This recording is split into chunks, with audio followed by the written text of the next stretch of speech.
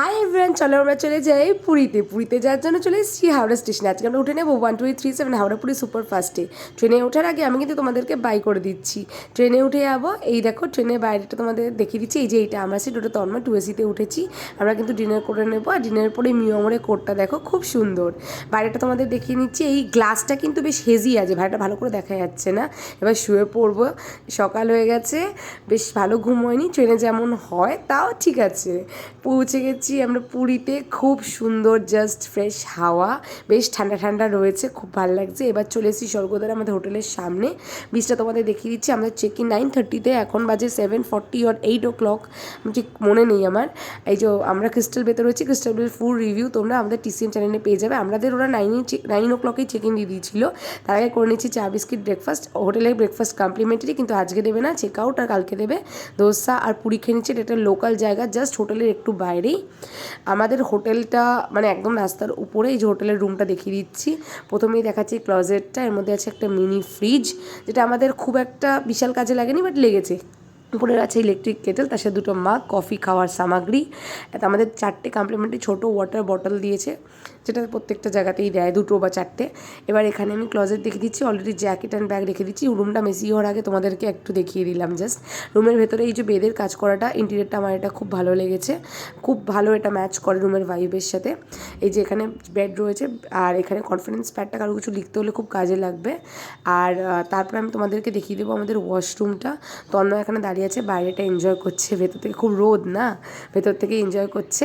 ওয়াশরুমের দরজাটাও খুব সুন্দর। ভেতরে চলে যাবো, ক্লিন ওয়াশরুম, এখানে হ্যান্ড ওয়াশ দেওয়া আছে। কিছু কিছু বায়োটিকের প্রোডাক্টস ওরা দিয়েছে, যেগুলো হাত পা ধুতে ওখানে একটু একটু আমরা ইউজ করেছি।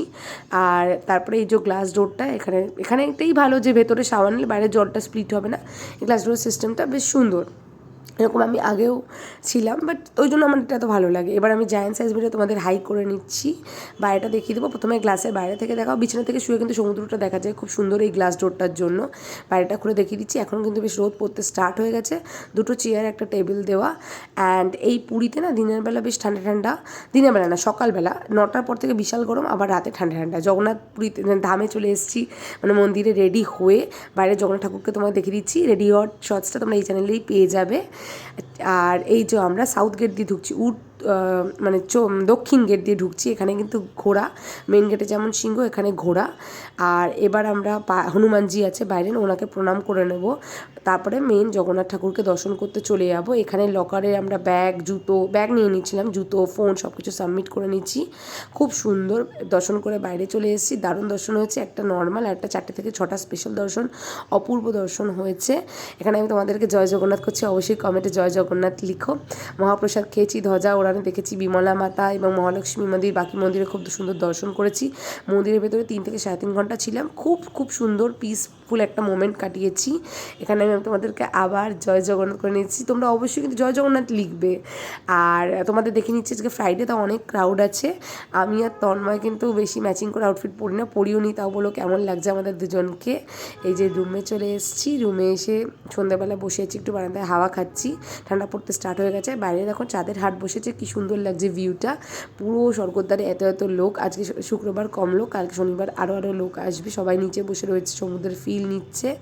অ্যান্ড এই যে বাইরে জমজমাট ব্যাপারটা, এটা আমাদের কিন্তু পার্সোনালি খুব ভালো লাগে। এবার আমি চেঞ্জ করে রেডি হয়ে নিলাম ক্যাজুয়াল ফিটে। এবার যাবো একটু কিছু খেতে, স্ন্যাকিং করতে। চলে এসেছি বিচ মার্কেটে স্ন্যাকিং করতে। বিচ মার্কেটে বেশ ভিড় আছে। এই মাছগুলো তোমরা নিচে রিস্কে খেও, এগুলো খুবই স্পাইস দিয়ে ভাজে, এবং কোয়ালিটি কেমন আমি অ্যাকচুয়ালি জানি না, বাট আমি শুনেছি কোয়ালিটি খুব একটা কিন্তু ভালো না, খুব সেলও যাই হচ্ছে তাও নয়। আমরা ভাবছিলাম কী খাবো, সব কিছুই হাইজিন তন্ময় আবার এগুলো একটু দেখে হালকা।